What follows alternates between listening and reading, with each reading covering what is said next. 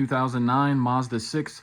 Going to show you how to replace the automatic transmission fluid along with the filter. So go ahead and pop your hood. So once you get your hood open, you can locate your transmission dipstick. It's going to be right there. It'll say ATF MV on it. Now the way I'm going to do this filter change and fluid change is I'm going to do it with the fluid cold and the engine cold and all that. I'll drain the fluid, replace the filter, and then add the new fluid. A lot of people like to do this with the transmission fluid hot. I prefer not to do that because transmission fluid expands with heat. So once you drain that hot fluid out and then you start mixing in the new fluid, which is going to be cold, I feel like you're not going to get the accurate reading. So this is the way I'm going to do it, and this is the way I prefer to do it. So you can do it however you want to. Now I did just get done replacing a thermostat on this yesterday. So while the engine was hot and everything, I did check the transmission fluid and it was just a hair over where it should be. So it was a little bit full, but you want to make sure before you start this process that the level on the transmission is good. Because what I'm going to do is once I drain all this fluid out, I'm going to measure how much came out. That way I know how much to put in when we start filling again. But for right now, I just want to show you, we'll just check the fluid.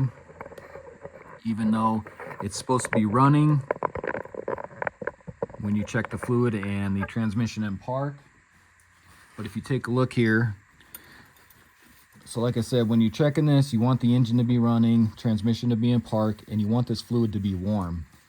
And it even says on here, I believe, so right there, 65 degrees Celsius. I'm not sure if the camera's going to focus on here. Or right here in the middle, it even shows, not sure if you guys can read that, but it says 149 degrees Fahrenheit. So that's what you want to check this at. So you want to make sure it's hot, and you'll go ahead and check this level with it running, of course. And then you want it to be in between these two marks right here. So you can see the indentation in the dipstick. You want it to be in between there. You can see, of course, it's off right now because it's not running and the transmission is cold. But you can also see just how brown this transmission fluid is. Almost looks like oil. Transmission fluid is supposed to be red, not brown. So that's another reason why I'm changing this.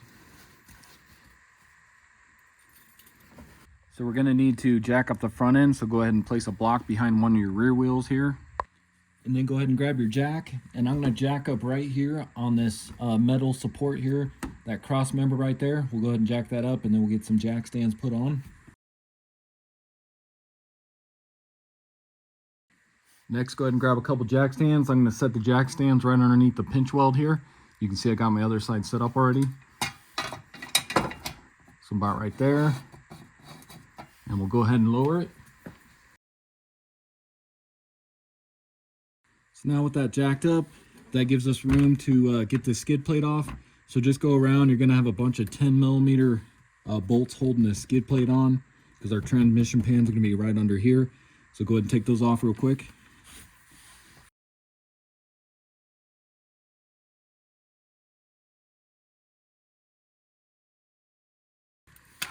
And then you can go ahead and get your skid plate out of here. So this is going to be our transmission pan here, and as you can see, we can access most of the bolts along here.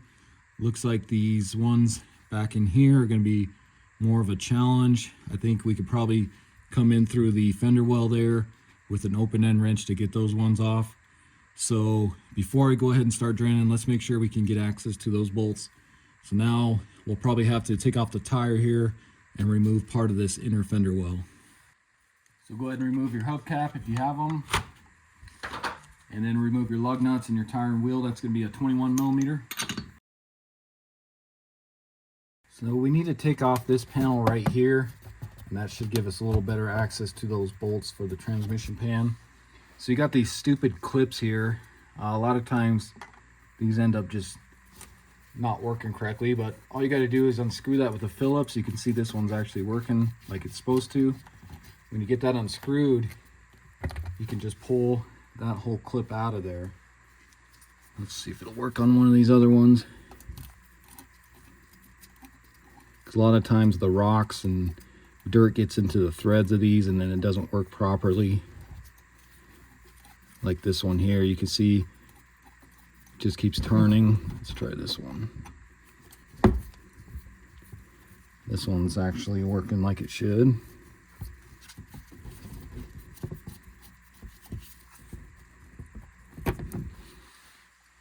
For the one that doesn't work, if you can get a small flathead or just a pry tool, just pry behind that little screwdriver,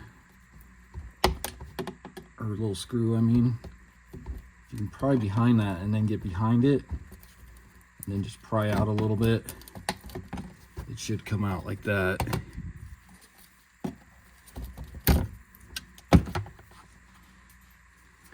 then I believe there's another one back in here.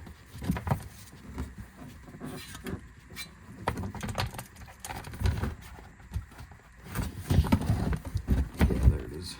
So there's the other one.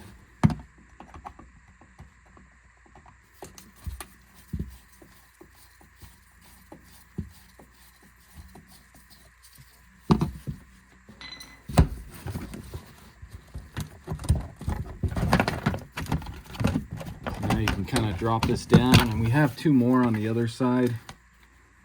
I was wondering if we can just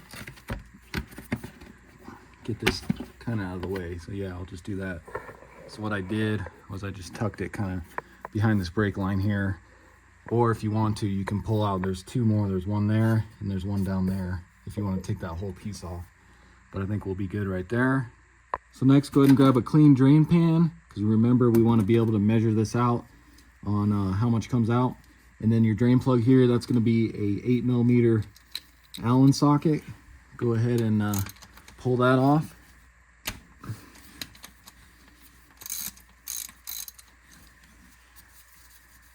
And we'll go ahead and let this drain.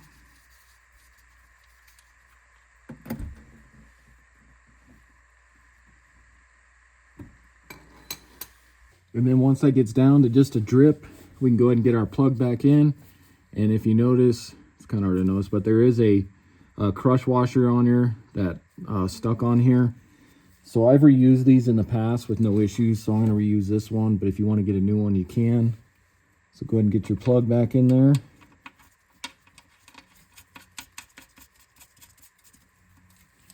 That way you're not getting fluid all over yourself when you're getting this pan off.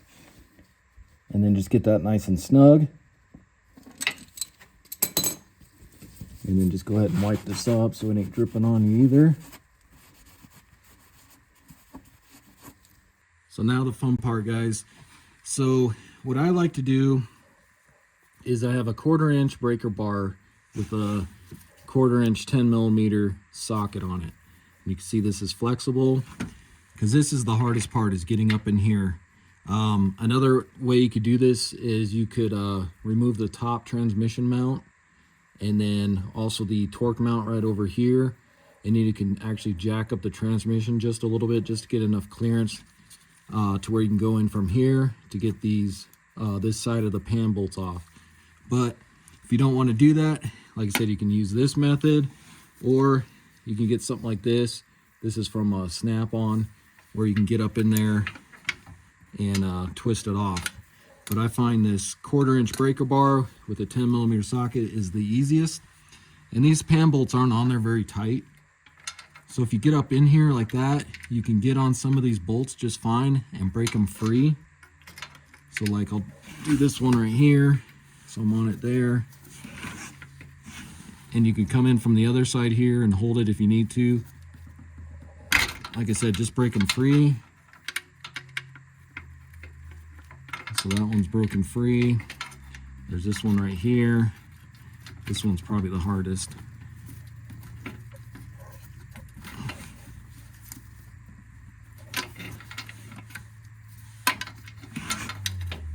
I think I got that one free.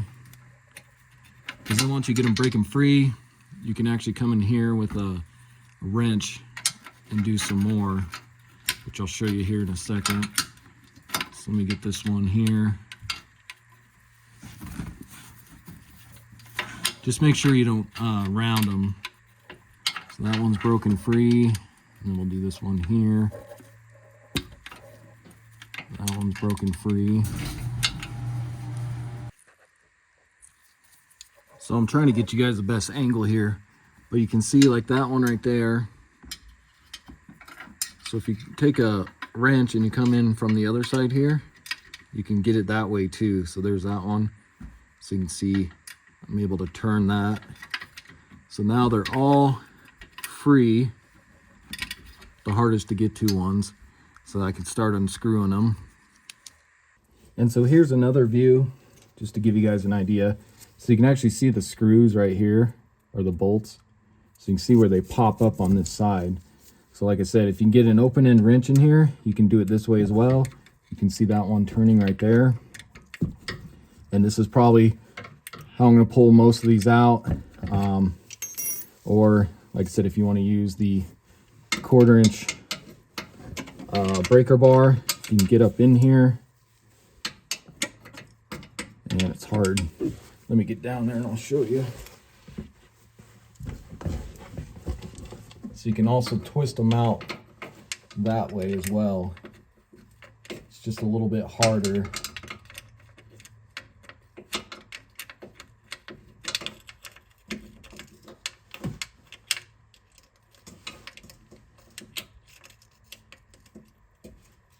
So you can see all those. So I'm gonna go ahead and get these out first. And then we'll go ahead and do the other ones, just because these are so hard.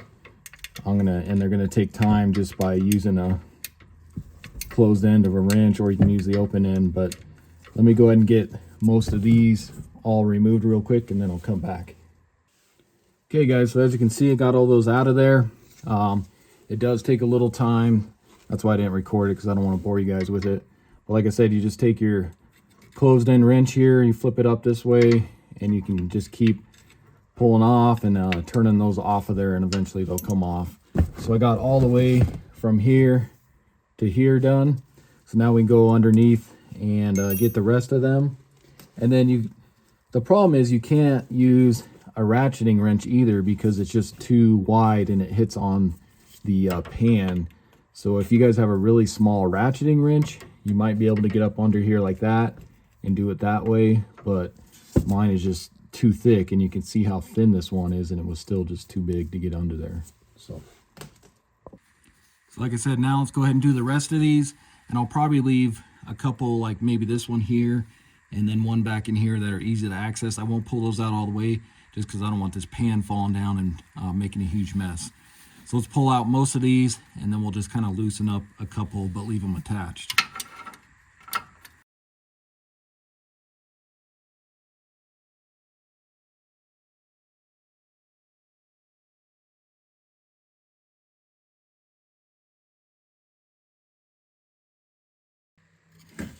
So like I said, I left this one here and then that one there intact, and I just kind of loosened them a little bit, because you want it to catch the pan once this separates. And you can try and pull it down, but I doubt you're gonna get it. But if you take like just a pry tool or a putty knife, try to get under it and just start trying to separate it that way, because there's silicone on here, I believe. But if you can get one end started, the rest shouldn't be too bad.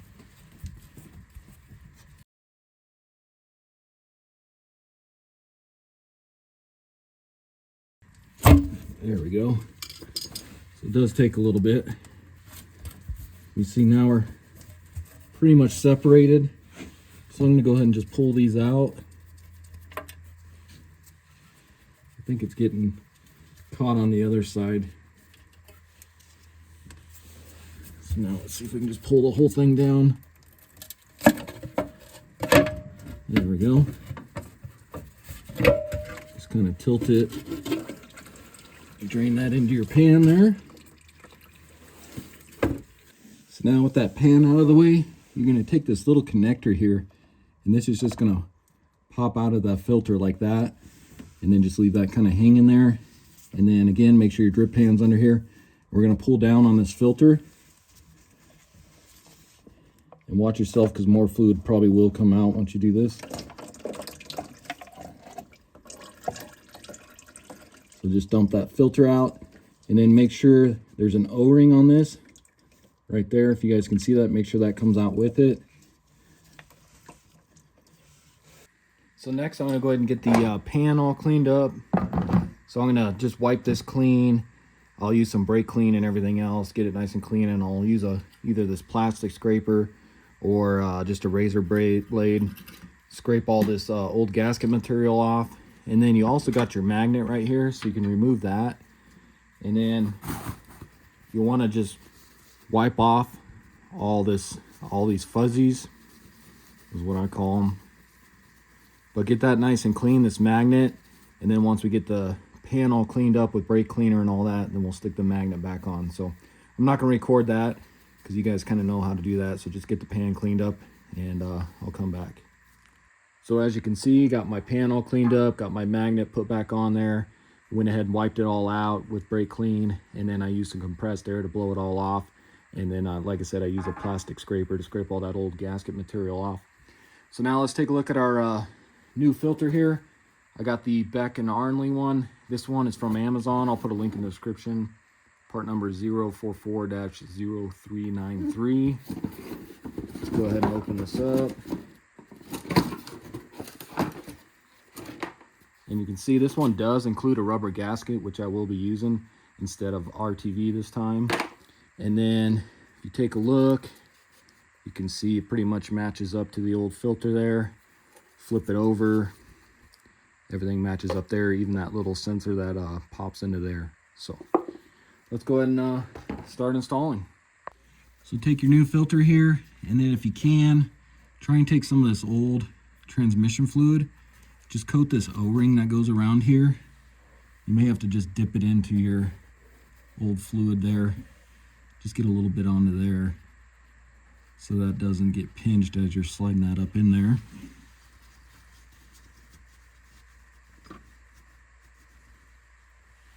And then I forgot to tell you too, I went ahead and cleaned all this up as well.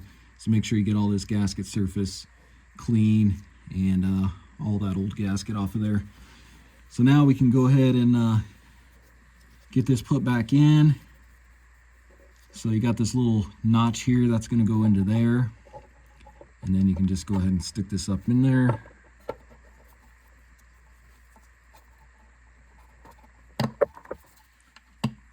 Make sure that seats in there like that. And then you can take this piece here, and this is just going to pop into there. Nice and easy like that. Next, go ahead and grab your gasket that they supply you with and go ahead and line that up. Should only go one way. And then I think what's nice about these gaskets is you can stick the bolts through, and the gasket actually holds the bolts there. So go ahead and get all these bolts through the gasket, and then we'll go ahead and get the pan put into place.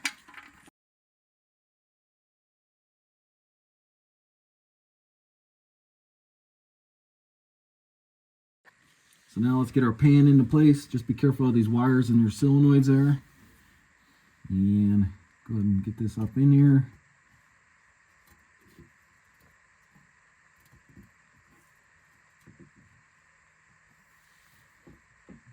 It's a really tight clearance here.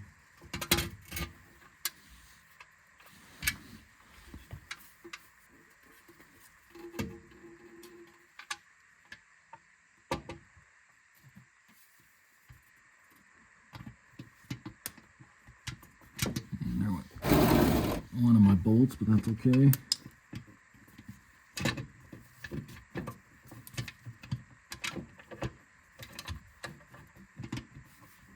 There we go. So you just got to get it past that one point. Once you do that, you can stick these back up in there, kind of. And I'll have to find the other one here.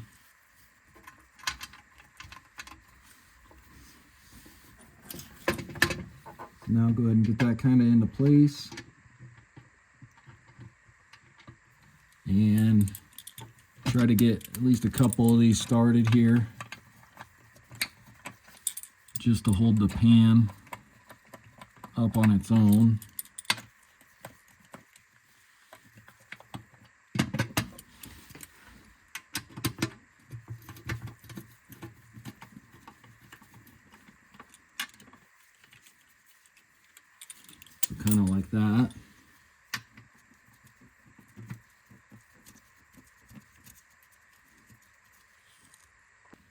So now I'm going to get all these pretty much just kind of snug.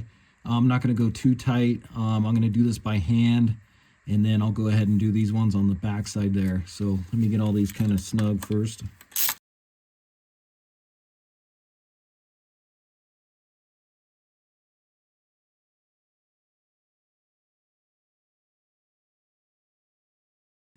So now I'll go ahead and tighten all these or get them nice and snug.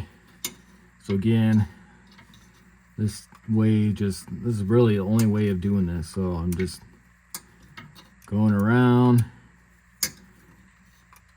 pulling it back off the bolt, and just keep tightening it. Oh, you can see that one actually came out. So try not to do that, because then what you want to do, try to get this line back up in there, and then you got to kind of hold it into place.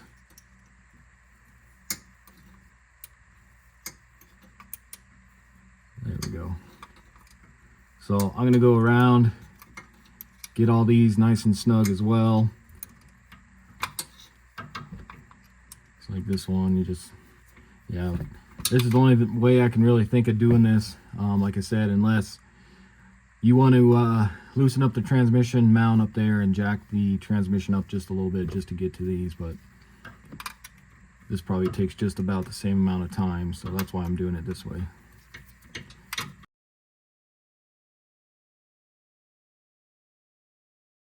Okay, so I finally got all these tight. You can see them kind of right there. Does take forever to do that, but what I'm going to do next is get all the bolts, go around and get them nice and snug. I tried to find some torque specs on these pan bolts, but I cannot find any. So what I'm going to do is just get them nice and tight, not too tight, but nice and snug. Because if you get them too tight, then you'll just put too much pressure on the gasket here and you'll end up having leaks. So I'm going to go around, get all these nice and tight. Okay, so I got all those nice and tight. So last thing I'm going to do is just kind of hit this with some brake clean. Get it nice and clean here.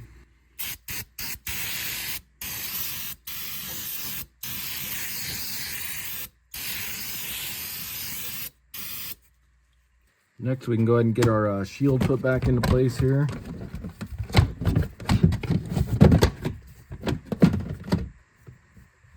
And then just grab all your little clips here. Get those into position. Go ahead and push those in. And let me set my camera down here.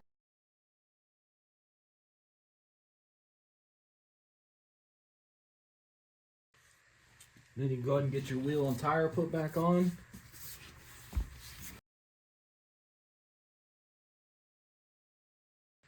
So now I'm going to go ahead and jack it up so we can get our jack stands out so we can get it nice and level and start filling. I'm going to leave that skid plate off for right now because I want to make sure the pan and all that's not leaking, because with that skid plate on we can't see that pan at all. So let's go ahead and jack it up, get our jack stands out of here.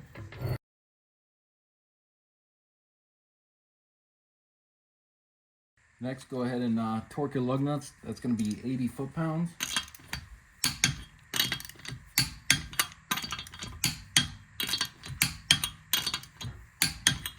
Go ahead and get your hubcap back on there. So now I want to see how much transmission fluid we drained out. So I got these two empty 5-quart oil jugs. I'm going to dump this fluid that we drained out into those so we can kind of measure and see how much we need to add.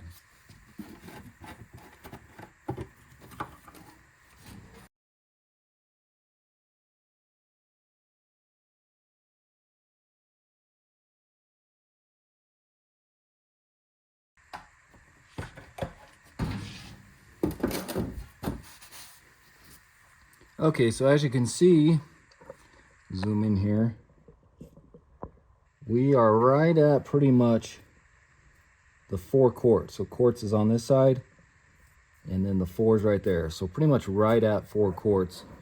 And you can see there's still, you know, a little bit left in here, and then whatever spilled, not much spilled when I pulled that filter out and everything. So I think what we're going to start out with is probably right at 4 quarts, and then we'll kind of check it from there. So next, go ahead and pull your dipstick here. And then you'll want to get a nice long skinny funnel that'll fit down into that dipstick tube, because that's how we're going to fill this. So the transmission fluid I'm going to be using is this Castrol Transmax ATS/CVT, because if you take a look in your owner's manual here, you can see right there, page 10-4, automatic transaxle fluid, 2.5 liter. It calls for ATF-M-V. And if you take a look at your dipstick, it even says that on there as well. And flip this over, you can see right here, it calls for, or it meets the specifications of Mazda ATF-M-V. So this is what I'm going to be using, and I think I got too much. I got this stuff off Amazon. I'll put a link in the description, because if you look at the owner's manual again here for automatic transmission 2.5, it's showing right at 8.6 quarts. Of course, that's with it dry. But as you saw, draining it and pulling the pan, we only got about 4 quarts out of it. So I'll definitely have more than enough. If I need a little more, I think I'll still send this one back to Amazon, and I'll go to Walmart or something and just grab a quart of this stuff if I need to. So let's go ahead and start filling this. I think I'll go, this is 4 quarts, but I think I'll do maybe like 3 3/4 just in case, because I don't want to overfill the transmission. So let's go ahead and start out with that. And as I'm pouring this stuff, you'll see how red this is compared to that brown stuff that we drained out of there. So go ahead and start filling.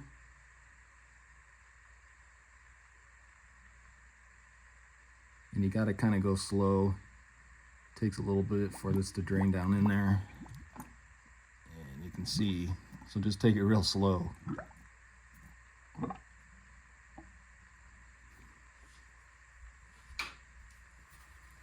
We'll have to clean some of that up.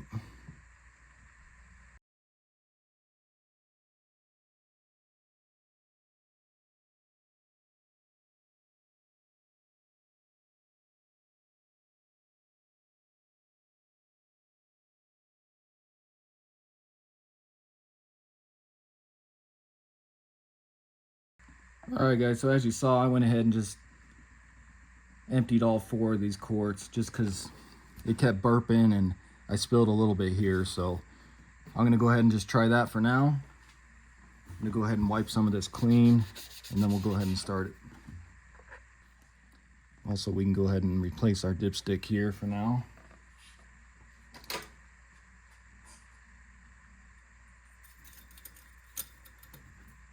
So what we'll do now is we'll go ahead and start it. And then what we're going to do is we're going to run it through the gears probably a few times. So start out in park, go down to reverse, and I'll just give it a few seconds here. And then we'll go down to neutral.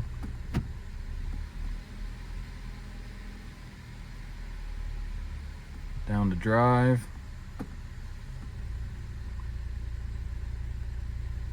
And then we'll go back up.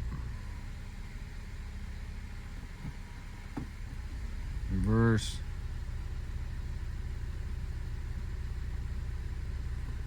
And back to park. Now I'm going to do this a couple more times really quick.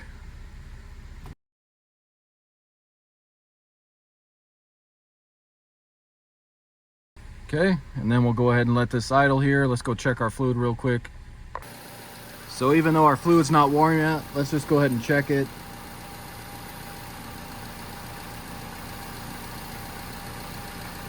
Because remember, we got to get up to at least 149 degrees Fahrenheit. And you can see we're just reading right on the bottom. So once this fluid warms up, it's going to expand, and it should come in somewhere around here. So what we need to do now is just drive it around. We'll get it up to temp, and then we'll come back in and we'll recheck this level.